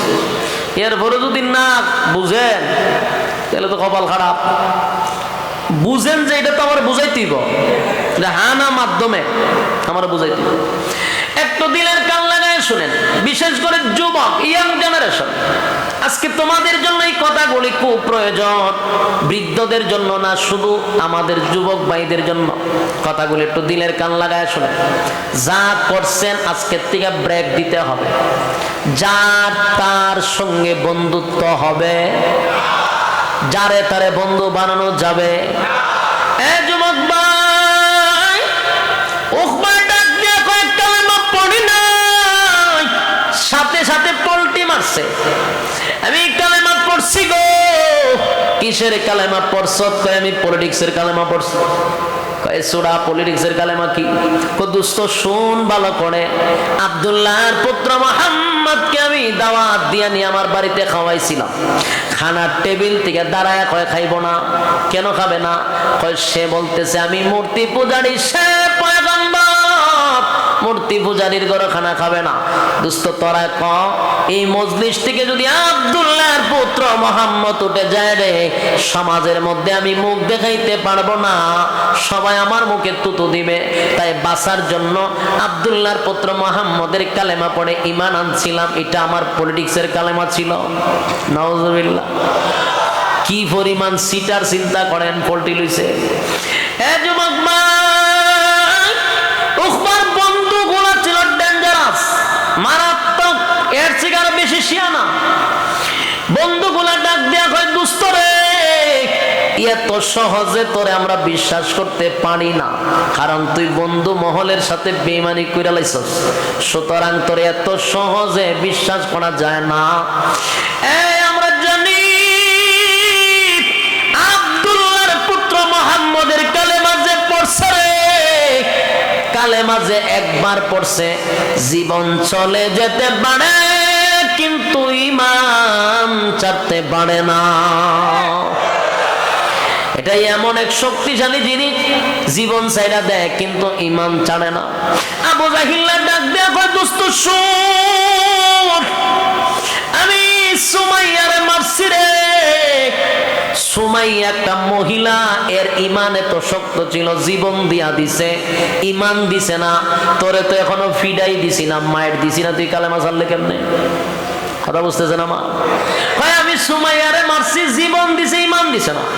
তোরা তো এখন মায়ের দিছি না, তোরে যখন সাইজ করুম তখন তুই কালেমা ছাড়তে, তুই তো সাইজই করছি না, তোর তো ফিডা খালি শুরু করো। বন্ধুরা এর হুমকি দিতে তোরে ফিডায়, তোরা সাইজ কইরাম। এবার উখবা কয় দোস্ত শোন, সত্যিকারের কালেমা আমার ভিতরে ঢুকাই নাই। সত্যিকারের কালেমা যারা একবার ভিতরে ঢুকাইছে জীবন চলে যেতে পারে, কালেমা ছাড়তে পারে না। জোরে কম সুবহান। এই যুবক ভাই, বক্তব্য কার? বেঈমানের বক্তব্য, তারা নিজেরাই স্বীকার করতেছে। আব্দুল্লাহ পুত্র মুহাম্মদের কালেমা যে একবার পড়ছে গো, সে কোনোদিন আর কালেমা ছাড়তে পারে না। আমি ছাড়ছি কারণ আমি তো পলিটিক্সের কালেমা পড়ছিলাম।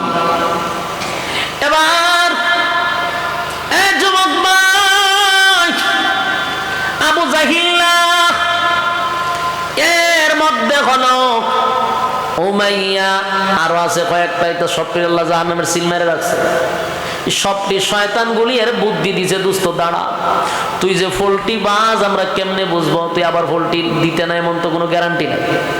তুই যে অরিজিনাল কালেমা পড়ছত না ডুপ্লিকেট কালেমা পড়ছত আমরা এখনো কনফার্ম না। এটা কনফার্ম হওয়ার জন্য একটা কাজ করতে হবে। কি কাজ? তুই যদি আমাদের কথা শুই না, আমাদের কথা মতো কাজ করস, তাহলে বুঝতে পারব তুই আমাদের দলে আছো, মুহাম্মদের দলে না। এই ইয়ং জেনারেশন যুবক ভাই, দিলের কান লাগায় শুনে, বন্ধু কিন্তু পরামর্শ দিতেছে বন্ধুদেরকে। বন্ধুর দ্বারা কি কি ক্ষতি হয় একটু দিলের কান লাগায় শোনেন। বন্ধুর দ্বারা কি ক্ষতি হতে পারে? বন্ধু আপনাকে জাহান্নামে নিতে পারে, এটা বিশ্বাস করেন? কথা হয় না? হ্যাঁ, যত সমাজ ধ্বংস কার জন্য? বন্ধুর জন্য। আপনারা এখানের মধ্যে সিগারেট খাননি? অনেকেই খান। যদি হয় সিগারেট কারা কারা খায়, তাহলে অনেকেই লাভবাহিক কইতে রাজি হইবেন, আমি জানি। তো লজ্জা দিয়া লাভ নাই। যারা সিগারেট খান, আমি তাদের কাছে একটা প্রশ্ন করি, সিগারেট খাওয়ার শুরু কোথার থেকে? আমি যদি কাউরে জিজ্ঞাসা করি যে ভাই তুই সিগারেট খাস, এটা সারা নজর খাও, এটা কোনার থেকে এটা হইছে, কোন ঘটনারে কেন্দ্র করে এটা বিড়ি খাওয়াটা উৎপাদন হয়েছে, খাও। দেখবেন হ্যাঁ আমার জানাইব, অথবা আপনাদেরকে জানাবে তার জীবনের প্রথম ইতিহাস বিড়ি খাওয়ার শুরু কোথার থেকে হয়। দেখবেন কোনো না কোনো ক্ষেত্রে বন্ধু জড়িত। আমি যতটুকু জানি সিগারেট খাওয়া যারাই শিখছে ওইটা কিন্তু মা বাপে শিখায় না।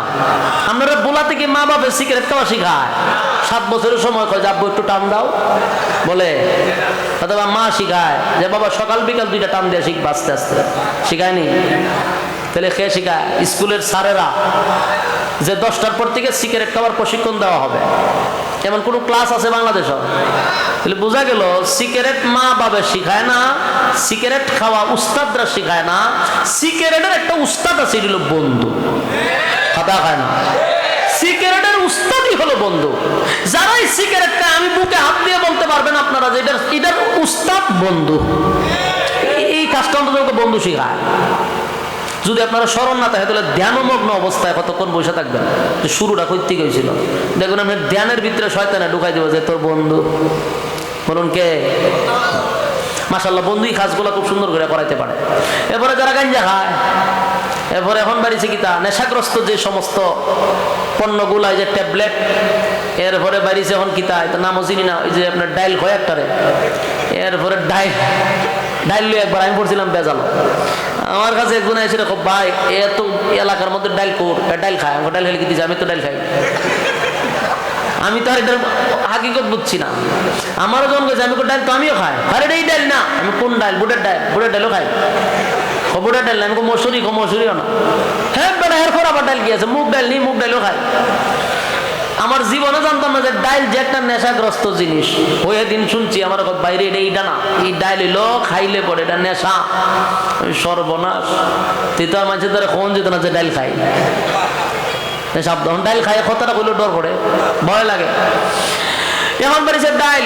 এই যতগুলা নেশাগ্রস্ত জিনিস আছে আমাদের যুবকরা এগুলা এখন খায়। লাইফ শেষ, দুনিয়া শেষ, পরকালও শেষ। এই নেশাগ্রস্ত জিনিসগুলা শিখায় বন্ধু। নেশা যারা শিখে, বন্ধু শিখায়। এই বন্ধু আপনার জীবন শেষ করে দিল। দুনিয়ার জিন্দিগি, পরকালের জিন্দিগি, উভয় জিন্দিগির বরবাদ।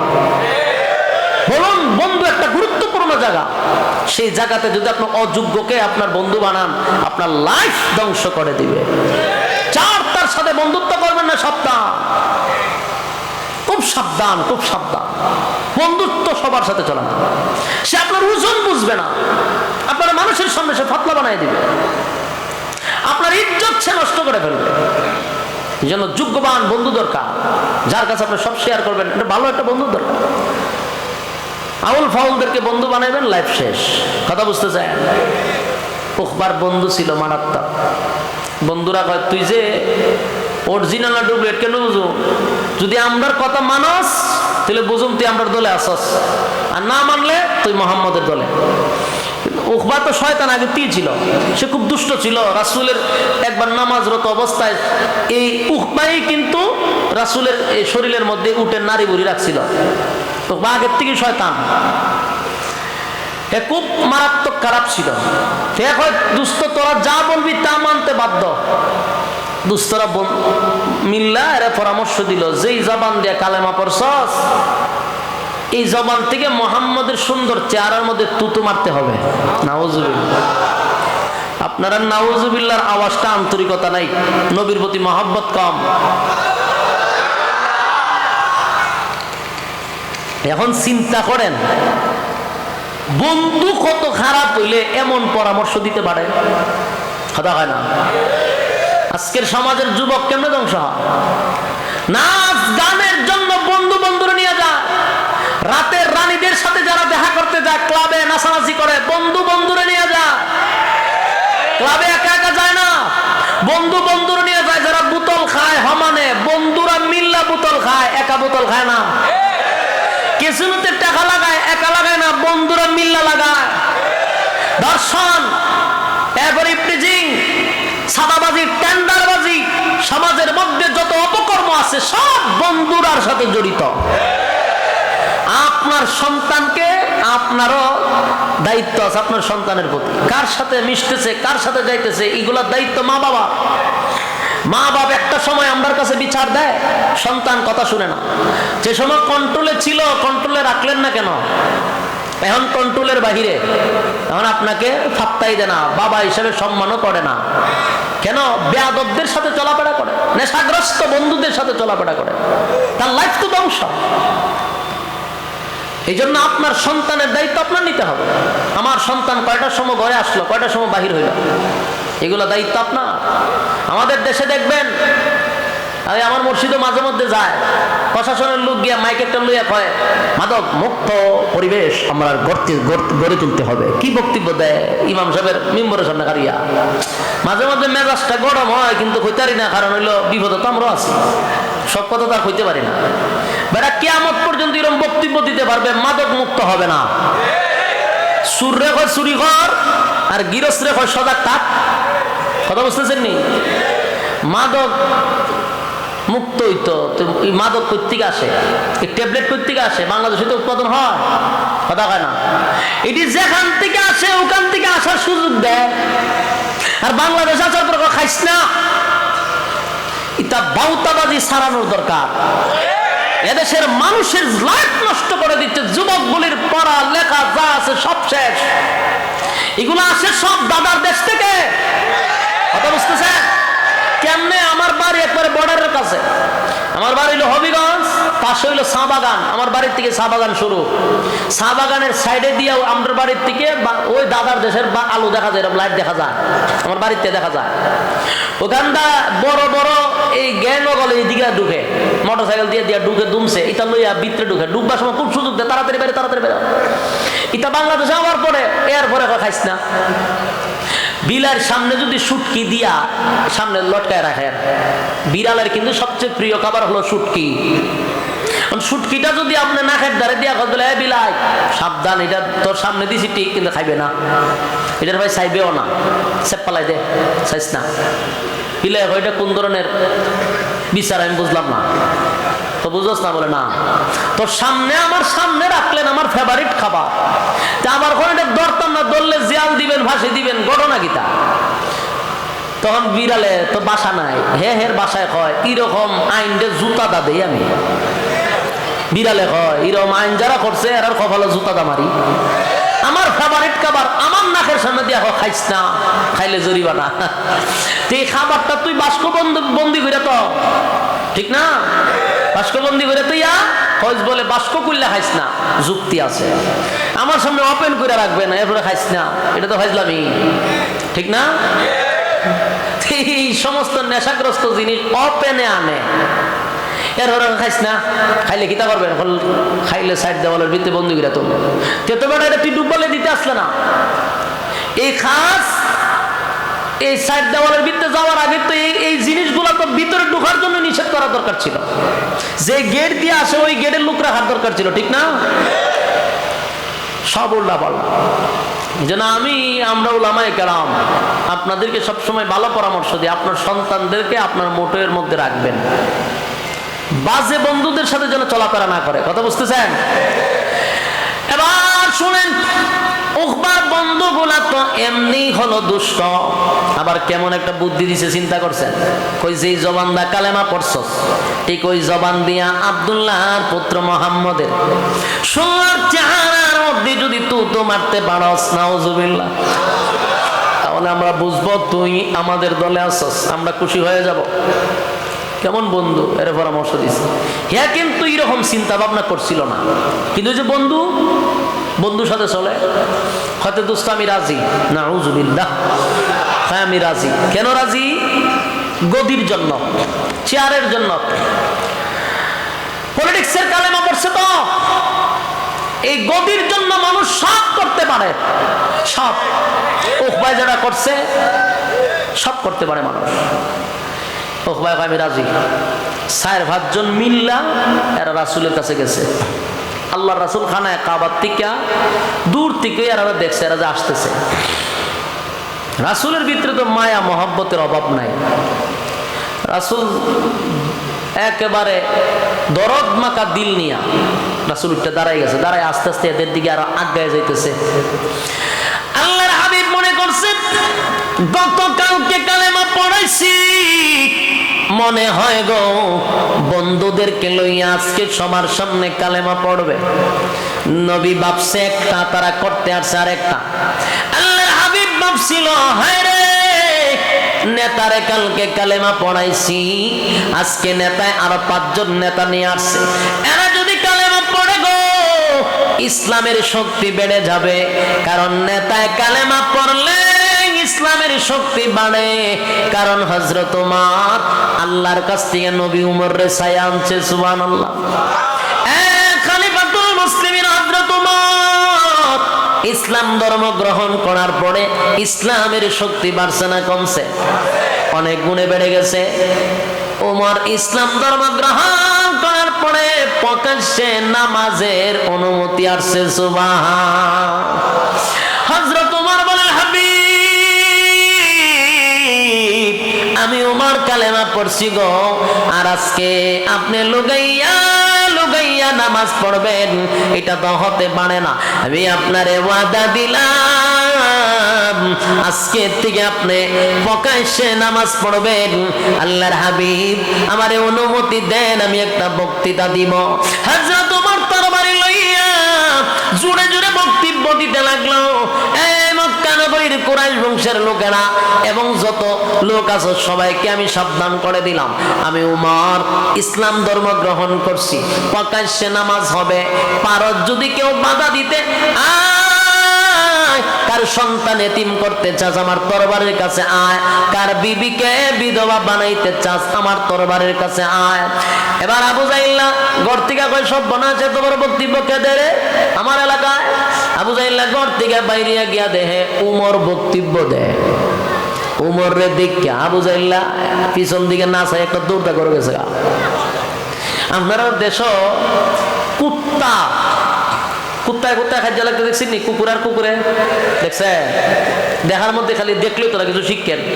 কুত্তায় যখন খাদ্য লাগে, যার সাথে ঝগড়াটা লাগতো চায়, যেটা একটু সবল স্বাস্থ্যবালা বডিওয়ালা, এটার সাথে যখন ঝগড়া লাগতো যায়, যেটা দুর্বল, এটা যখন দেখে এটার শরীর মোটা সোটা দললে খাইয়া লইব, তখন হের মতো কিভাবে হয় জানেননি? তখন দেখবেন দুর্বল কুকুরটা আস্তে করে লেঙ্গুরটা তার 2 ভাবের নিচে তা ঢুকায়, দেখছেন কিনা জানি না, আমি নিজে দেখছি। দুইটা পায়ের নিচে দিয়ে লেঙ্গুরটা ঢুকাই দেয়, ঢুকাইয়া এইভাবে খাইতে হয়, খাইতে গ্যাক গ্যাক করতে বিজলি দেয়, বিজলি দিয়ে আস্তে আস্তে আস্তে করে আপকে একটা দৌড় মারে, ঠিক নেই? এর দ্বারা বোঝা যায় বাবা তোর শরীর মরিল দিকে বুঝা লাইছি যে দললে আমার ছাড়তে না, তাই আগের থেকে লেজটারে পায়ের নিচে নিয়া এরপরে বেখা হইয়া একটা দৌড় দেয়। ঠিক তেমনি ভাবে আবু জাহেল উমরের দিকে একবারে লেজ গুটাইয়া দৌড় দিয়া ঘরের ভিতরে গেছে। সব বলা উমরের দিকে খুব ডরাইছে। উমরের মেজাজ ছিল গরম, ইসলামের অনেক উপকার হয়েছে উমর আসার পরে। খলিফাতুল মুসলিমিন হযরত উমরের শয়তানে ভয় পাইতো, এমন মেজাজ গরম ছিল, আর এই মেজাজটা আল্লাহর কাছে পছন্দ ছিল। সুবহানাল্লাহ।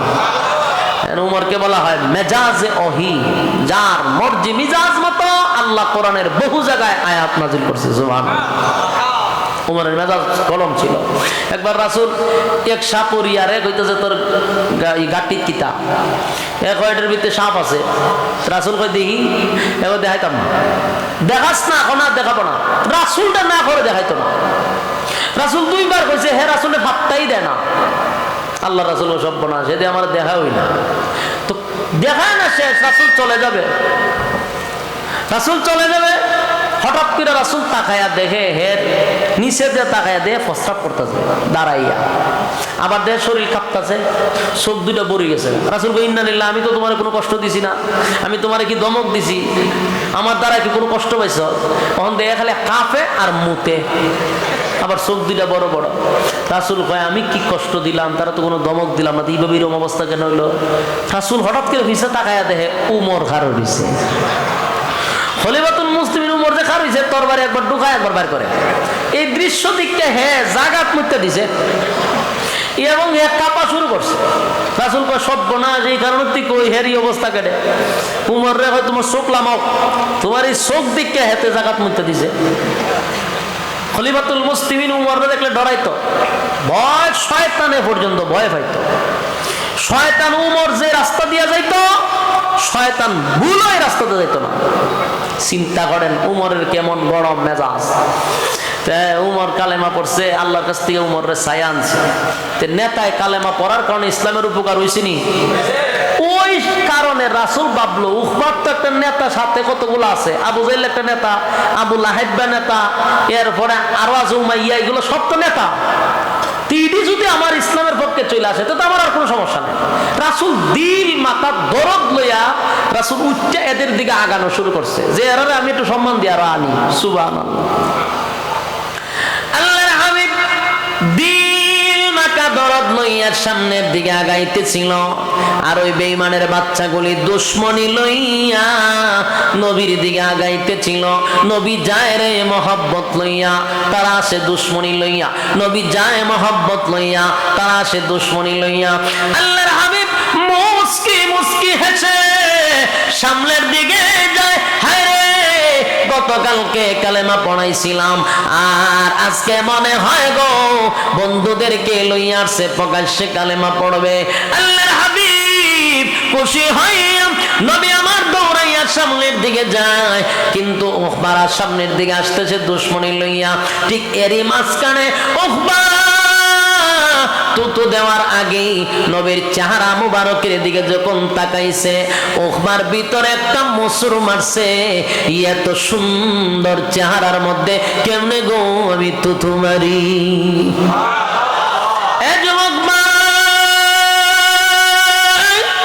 আল্লাহর হাবিবের চেহারা কত সুন্দর, এত সুন্দর চেহারার মধ্যে কেমনে গো তো মারবে? উখবার ভিতরে একটা মোচর মারছে।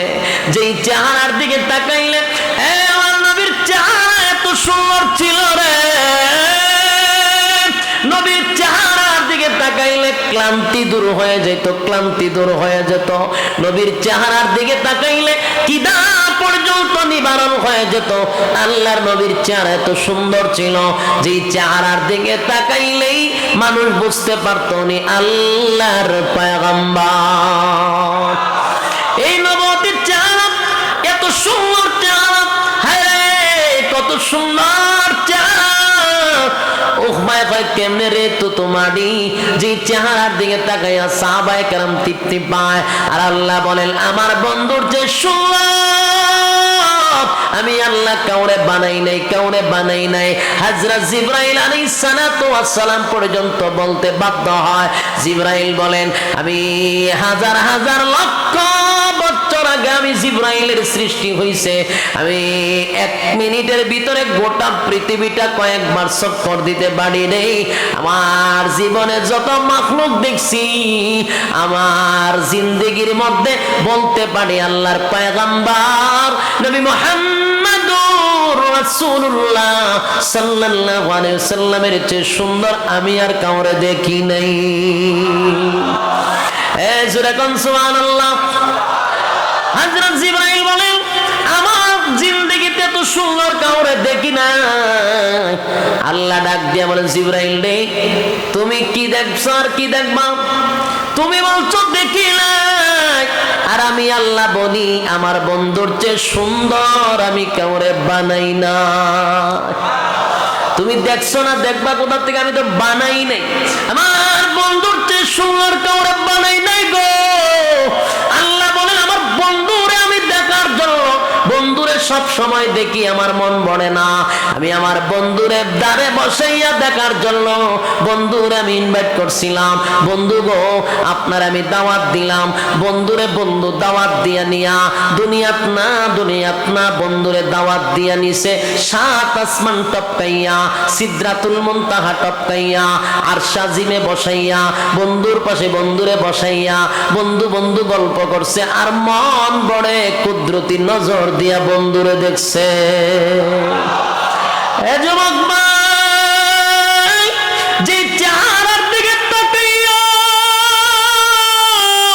বেঈমানের বাচ্চাগুলি তারা নিজেরাই বলতো এটা কোনো মিথ্যাবাদীর চেহারা হতে পারে না, আমরা এটা বলতে পারি উনি আল্লাহর পয়গম্বর, সাধারণ কোনো মানব না, সাধারণ কোনো মানব না। আল্লাহর নবীর চেহারায় প্রমাণ করতো উনি পয়গম্বরী চেহারা। এত সুন্দর চেহারা কেমনে গো উকবা তো তোমার কেমনে বানবে? চেহারা দেখে উকবার ভিতরে মুসর মারছে। ঠিক এই মুহূর্তে আল্লাহর হাবিব সামনের দিকে আগায়া গেল, সামনের দিকে আগায়, সামনের দিকে আগাইয়া নবী মুস্কি মুস্কি হাসে। নবীর ভিতর তো ছিল আরেকটা, মনে হয় কালেমা পড়ার জন্য আসছে, তাদের ভিতরে ছিল দুশমনী। এ যুবক ভাই দুশমনী লইয়া বেঈমানের বাচ্চাগুলি নবীর সামনে হাজির, আর আল্লাহর পয়গম্বর দিল মাকা দরদ লইয়া তাদের সামনে হাজির হইছে। নবী ডাক দিয়া বলেন ওহমারে গতকালকে কালেমা পড়াইছিলাম, আজকে কি আবার বন্ধুদেরকে লইয়া আইছত কালেমা পড়ার জন্য? নবী মুস্কি মুস্কি হাসতেছিল আনন্দে। ঠিক এই মুহূর্তে ওহমা বলে না কালেমা পড়ার জন্য আসি নাই, কালেমা ফেরত দেওয়ার জন্য আসছি। জোরে কর নাউযুবিল্লাহ। আব্দুল্লাহর পুত্র মুহাম্মদ বিপদে পড়িয়া কালেমা পড়ছিলাম, তোমার কালেমা ফেরত দেই, এই কথাটা বলে আল্লাহর হাবিবের নুরানি চেহারার মধ্যে তুতো মাইরা দিছে। জোরে কর নাউযুবিল্লাহ। রে কত বড় কপাল পোড়া আল্লাহর হাবিবের নুরানি চেহারার মধ্যে সাথে সাথে তুতো মাইরা দিছে। আল্লাহর পয়গম্বর বড় ব্যথায় ব্যথিত হয়ে গেছে। নবী একটা চিৎকার মেরে বলেন উখমারে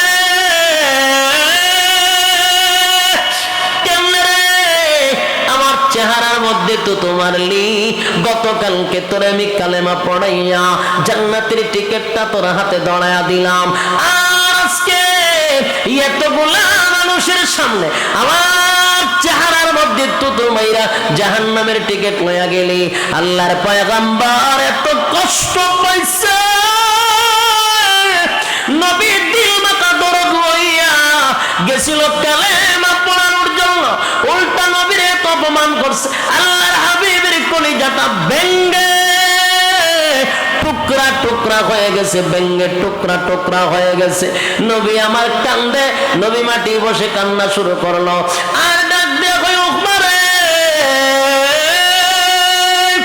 এতগুলা মানুষের সামনে আমার অপমান করলি, কেউ প্রতিবাদ করবে না, কেউ প্রতিবাদ করবে না। উকবা তোর প্রতিবাদ করার মতো কেউ নাই, কারণ এই জমিনে আমার মাও নাই, আমার বাবাও নাই, চাচা তো তোর সামনেই দাঁড়ানো আছে, আমার আপন চাচার সামনে তুই তো তোমার প্রতিবাদ করার মতো কেউ নাই। আল্লাহ নবীর চোখ দিয়ে পানি পড়ার কান্না শুরু করলো। উকবা, সবার সামনে তুতু মারলে আমার পক্ষ থেকে প্রতিবাদ করার কেউ নেই, কারণ এই মক্কা নগরীতে মানা আমার বাবাও নাই, দাদাও নাই, আত্মীয় স্বজন যারা আছে সব আমার বিরোধিতা করে।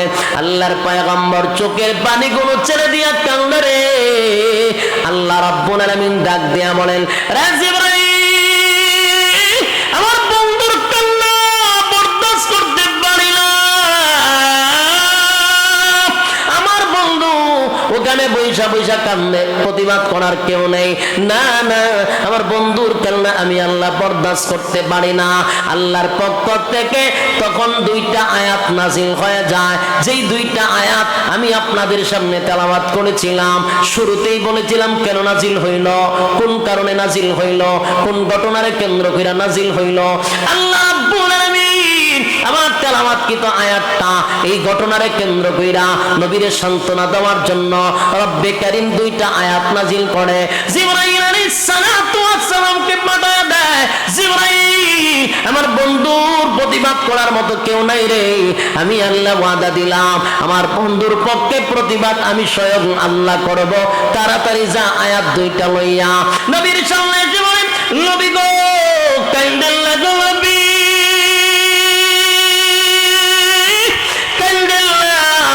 আপনার কান্না আমার আল্লাহ বরদাস্ত করতে পারে না, আল্লাহ সহ্য করতে পারে না। নবীজি, আমার আল্লাহর যদি কেউ গালি দেয় আল্লাহ বরদাস্ত করতে পারে। মালিকরে মানুষ গালি দিলে আল্লাহ বেজার হয় না, বান্দায় আল্লাহরে গালি দেয় আল্লাহর কষ্ট লাগে না। কিন্তু আল্লাহ বলেন আমার বন্ধুরে কেউ গালি দিলে আমি আল্লাহ বরদাস্ত করতে পারি না। আবু লাহাব গালি দিছিল, আল্লাহ রাব্বুল আলামিন সূরা লাহাব নাজিল করে দাঁত ভাঙা জবাব দিছিল। বন্ধুর ব্যাপারে যদি কেউ গালি দেয় আমার মালিক বরদাস্ত করতে পারে না। তাই আল্লাহ আয়াত নাজিল করে জানায়া দেয়, ওয়া ইয়াউমা ইয়া'আদ্দুয যালিমু আলা ইয়াদাই ইয়াকুলু ইয়া লাইতানি ইত্তাখাযতু মা'আর রাসূলি সাবিলা। আল্লাহর পয়গম্বর উকবা আপনার ক্ষতি করে নাই গো নবী, উকবা আপনার ক্ষতি করে নাই। উকবা তার নিজের মাথায় নিজে কোরাল মারছে, নিজের ক্ষতি নিজে করছে, বন্ধুদের পাল্লায় পড়ে। উকবা যেই ক্ষতিটা করছে আপনার ক্ষতি করে নাই। উকবারে আপনার সামনে দাঁড় করানো হবে। স্মরণ করেন সেই দিনের কথা, মালিক ইয়াউমিদ্দিন, আল্লাহ রাব্বুল আলামিন যেদিন বিচার দিবসের মালিক হবে, টেনশন করার কোনো কারণ নাই। আপনার সামনে উকবারে দাঁড় করাবে, আপনি তাকে দেখবেন, উকবা আপনার সামনে দাঁড়াবে, উকবা দাঁড়ায় দেখবেন আঁতগুলি কামড়াইতে থাকবে। এইভাবে গেন্ডারি চিনেন না আপনারা? গেন্ডারি চিনেন, আঁক চিনেন, কুসার, যেইভাবে মানুষ চাবাইয়া চাবাইয়া খায় ওইভাবে উকবা তার নিজের হাতগুলি চাবাইতে থাকবে, কোনই পর্যন্ত চাবাইতে থাকবে, হাড্ডি গুনা চাবাইতে থাকবে, আর আফসোস আফসোস করতে থাকবে, নিজের হাত নিজে কামড়াতে থাকবে। আরে যুবক ভাই, আল্লাহ ডাক দিয়ে বলেন, নবী গো, আমি কিন্তু উকবারে আপনার সামনে দাঁড় করাবো, তাকায়া দেখবেন উকবা তার নিজের হাতগুলি কামড়াইতেছে, নিজের হাতগুলি চাবাইতে থাকবে। এ যুবক ভাই, রব্বে কারীম বললেন, ওই উকবা সেদিন উকবার আফসোসের সীমা থাকবে না, আফসোসের সীমা থাকবে না। উকবা একটা কথা বলবে আর একটা আয়াত আল্লাহ নাজিল করে জানায়া দেয়, উকবার জবান দিয়ে সেই আয়াতগুলি বলতে থাকবে, ইয়া ওয়াইলাতা লাইতানি লাম আত্তাখিজ ফুলানান খালিলা। উকবা সেদিন ডাক দিয়ে বলবে, আফসোস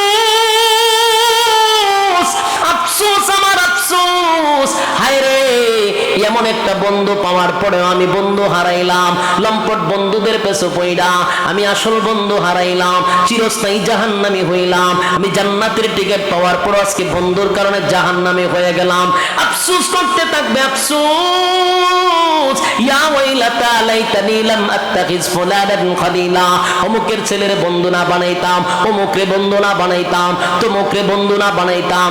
আজকে যদি আমি মুহাম্মদ রে বন্ধু বানাইতাম চিরস্থায়ী জান্নাতে থাকতাম, বন্ধুর পাল্লায় পড়িয়া চিরস্থায়ী জাহান্নামী হইলাম, আফসোস করতে থাকবে। বলুন তো দেখি সে আফসোসে কোনো কাজ হবে?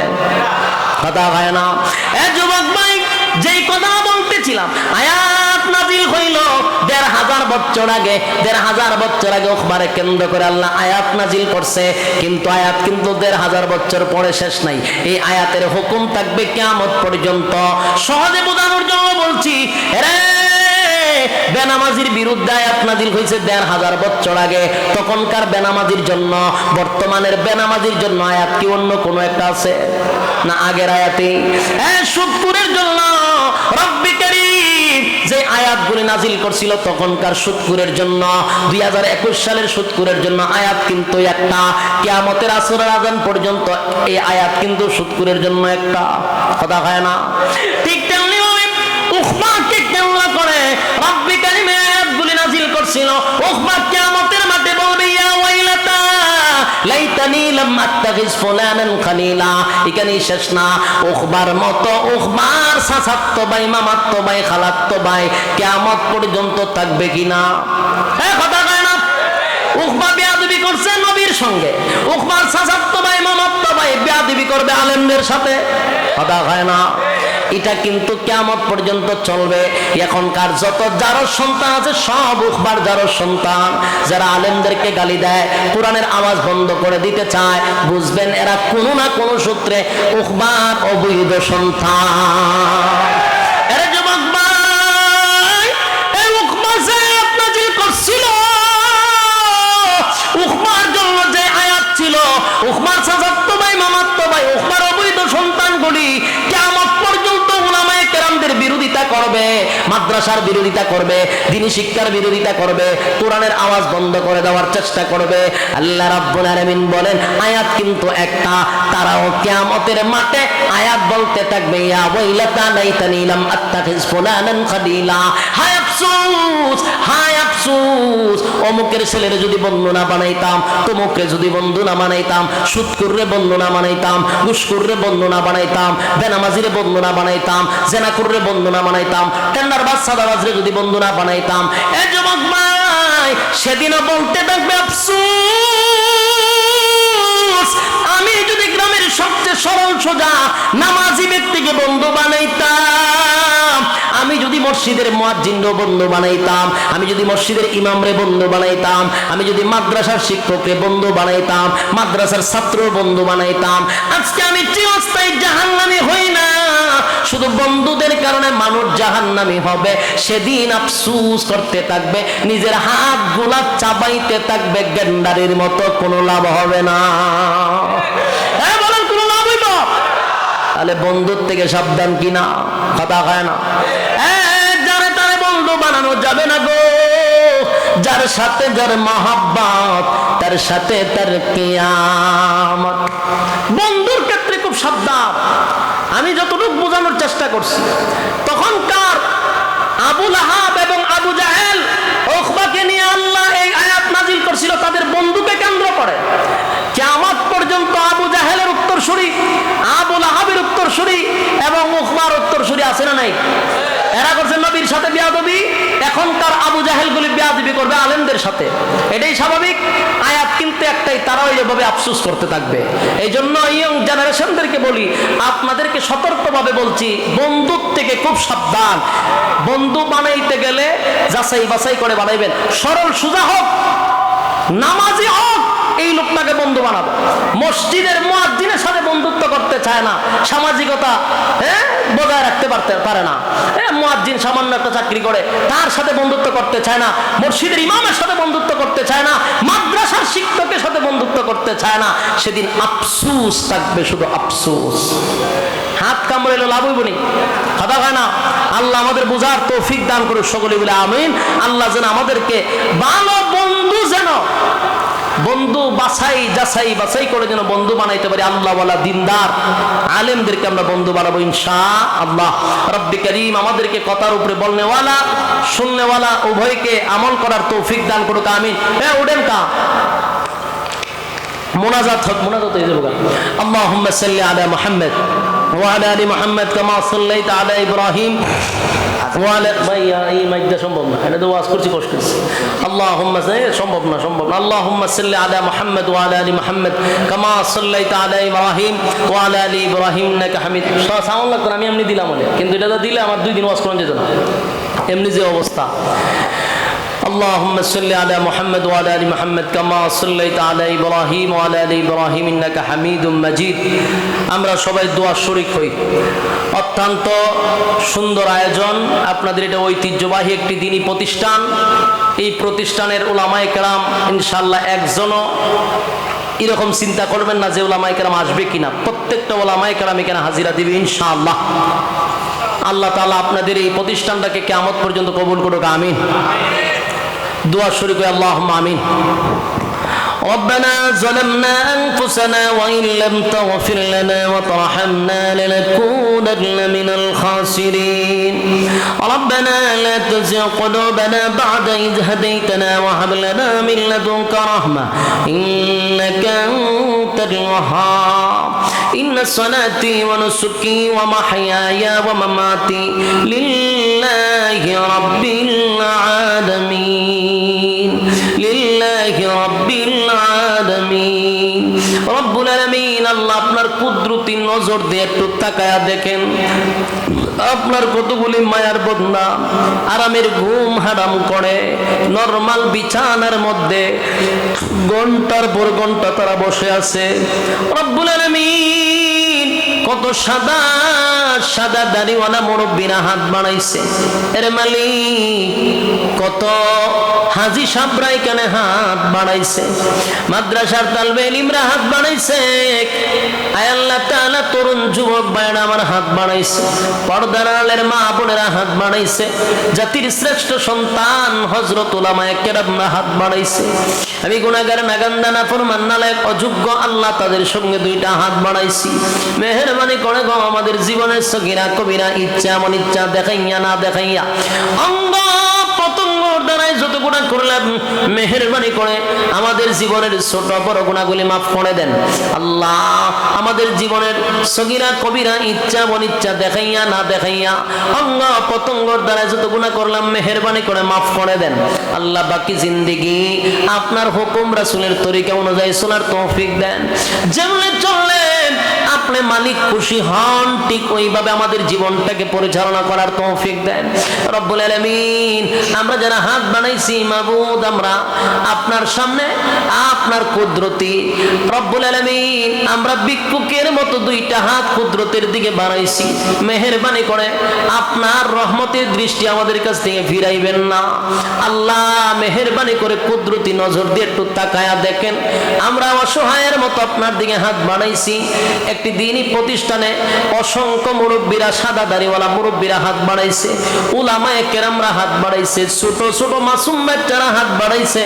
খালি হাতে আমাদেরকে ফিরাইয়া দিবেন না আল্লাহ তাআলা। এখানে যারা বসা অনেকের তো মা নাই, অনেকের বাবা নাই, অনেকের দাদা নাই, দাদি নাই, নানা নাই, নানি নাই, শ্বশুর নাই, শাশুড়ি নাই, আত্মীয় স্বজন ভাই বারাদর পাড়াপড়শি মহাব্বতের মানুষ অন্ধকার কবরে চলে গেছে। জানি না গো কোন অবস্থায় কোন হালতে আছে। মেহেরবানি করে গো আজকের সওয়াবের হাদিয়া তাদের কবরে পৌঁছায়া দেন আল্লাহ তাআলা। আমাদের পক্ষ থেকে লাখো কোটি দুরূদ আর সালাম আমাদের নাম ধরে ধরে সোনার মদিনায় আপনি পৌঁছায়া দেন আল্লাহ। তামাম উম্মতি মুহাম্মদী আল্লাহ নর এবং নারী মুমিন মুমিনাত যারা যেখানে শায়িত আছে প্রত্যেকের কবরে সওয়াব পৌঁছায়া দেন রব্বুল আলামিন। আমাদের ডাইনে বামে সামনে পিছনে যত গোরস্থান আছে প্রত্যেকটা মুর্দাগানের কবরে পৌঁছায়া দেন রব্বুল আলামিন। আল্লাহ আমরা যারা হাত বানাইছি মেহেরবানি করে আল্লাহ আমাদের মধ্যে অনেকেই ঋণগ্রস্ত আছেন থেকে মুক্তি দেন, অনেকে অভাব অনটনে আছে অভাব অনটন দূর করে দেন, অনেকে অসুস্থ আছে পূর্ণ সুস্থতা দান করেন আল্লাহ। হালাল রোজগারের ব্যবস্থা করে দেন, হারাম থেকে আমাদেরকে হেফাজত করেন রব্বুল আলামিন। আল্লাহ তাআলা এই মা মাহফিলটা করতে গিয়া রাত দিন অক্লান্ত পরিশ্রম করছে এলাকাবাসী সহ মাদ্রাসার ছাত্র শিক্ষকদের গাম জড়ানো। আল্লাহ রাত দিন অক্লান্ত পরিশ্রম, মেহেরবানি করে প্রত্যেকটা দিনদার যেগুলো ভাইয়েরা এই মাদ্রাসার জন্য খাটাখাটনি করছে, রাত দিন অক্লান্ত পরিশ্রম করছে, আল্লাহ ওই সমস্ত ভাইগুলাকে মেহেরবানি করে আল্লাহ তুমি দিনদার মুত্তাকি বানায়া দাও, নামাজি বানায়া দাও, মাদ্রাসামুখী করে দাও। আল্লাহ যারা মাদ্রাসার ছাত্র শিক্ষকরা রাত দিন অক্লান্ত মেহনত করছে, আয় আল্লাহ তাআলা ছাত্র ভাইদের জিহান শক্তি বাড়ায়া দাও। আল্লাহ এই মাদ্রাসার ছাত্র শিক্ষকদেরকে কবুল করে নাও রব্বুল আলামিন। এলাকার প্রত্যেকটা মানুষকে মাদ্রাসামুখী করে দাও, মাদ্রাসার প্রতি মহব্বত বাড়ায়া দাও। মাদ্রাসার যত জরুরত আছে আল্লাহ আপনার গায়বী খাজানার থেকে পূর্ণ করে দাও। মাদ্রাসার যত জরুরত আছে আপনার গায়বী খাজানার থেকে পূর্ণ করে দাও রব্বুল আলামিন। আমরা যারা হাত বানাইছি মেহেরবানি করে আমাদেরকে ফিরায় দিবেন না আল্লাহ। এখানে অসংখ্য মানুষ হাত বানাইছে, যারকে তুমি মহব্বত করো তার হাতের উসিলা আমাদেরকে মাফ করে দাও মালিক। গুনার কারণে রাগান্বিত হইয়া আপনার কুদরতি দৃষ্টি আমাদের কাছ থেকে ফিরাইয়া নিবেন না। গুনার কারণে আপনি আমাদেরকে আল্লাহ বঞ্চিত করবেন না। গুনার কারণে মাবুদ বড় বড় রোগ বেমার দিয়ে দিবেন না আল্লাহ। করোনা ভাইরাস থেকে আমাদেরকে হেফাজত করেন আল্লাহ, চক্রান্ত থেকে হেফাজত করেন আল্লাহ, ক্যান্সারের মতো রোগ থেকে হেফাজত করেন মালিক। গুনার কারণে ক্যান্সারের মতো রোগ আমাদেরকে দিবেন না আল্লাহ। গুনার কারণে অপরাধের কারণে কিডনি দুইটা নষ্ট করে দিয়েন না। গুনার কারণে চক্ষুর পাওয়ার কমায়া দিয়েন না আল্লাহ। গুনার কারণে মানুষের সামনে আপনি লজ্জা দিবেন না আল্লাহ। গুনার কারণে রাস্তাঘাটে গাড়ির চাক্কার তলে ফেলায় মাইরেন না আল্লাহ। গুনার কারণে রাস্তাঘাটে গাড়ির চাক্কার তলে ফেলায় মাইরেন না মাবুদ। কুকুর বিড়ালের মতো মাইরেন না। গুনার কারণে প্যারালাইসিস দিয়া প্রস্রাব পায়খানার মধ্যে ফেলায় মাইরেন না আল্লাহ। আপনার দরবারে সুস্থতা আল্লাহ কামনা করি আল্লাহ। অসুস্থতার থেকে আপনার দরবারে, অসুস্থতার থেকে আপনার দরবারে মাপ চাই। সুস্থতার মতো নিয়ামত আপনার দরবারে চাই আল্লাহ তাআলা। মেহেরবানি করে আমরা যেগুলো জিনিস আপনার কাছে আবদার করছি মায়ার নবীর জুতার দুলার বরকতে দুয়ারে কবুল করে নেন আল্লাহ। নবীজির জুতার দুলার বরকতে দুয়ারে কবুল করেন। রব্বির হামহুমা কামা রাব্বায়ানি সগীরা। আয় আল্লাহ তাআলা, অনেকের মা নাই বাবা নাই, যারা দুনিয়া ছেড়ে অন্ধকার কবরে চলে গেছে মাবুদ গো, ছোটবেলা যেইভাবে আব্বা আম্মা আমাদেরকে লালন পালন করত তুমি তাদেরকে কুদরতি ভাবে লালন পালন করো। আয় আল্লাহ তাআলা, যারা বেঁচে আছে হায়াতে তৈয়বা দান করো রব্বুল আলামিন। শেষ দরখাস্ত হলো, বড় আশা লইয়া দুইটা হাত মানুষ বানাইছে, একজনও খালি হাতে ফিরাইয়া দিবেন না আল্লাহ। জিন্দেগির গুনাহ মাফ করে রব্বুল আলামিন বাড়ির দিকে ফিরাইয়া দিবেন আল্লাহ। আমাদের গুনাহ মাফ করে বাড়ির দিকে ফিরাইয়া দিবেন। সুবহান রাব্বিকা রাব্বিল ইজ্জাতি আম্মা ইয়াসিফুন ওয়া সালামুন আলাল মুরসালিন ওয়ালহামদুলিল্লাহি রাব্বিল আলামিন। আমিন বিরহমাতিকা ইয়া আরহামার রাহিমিন।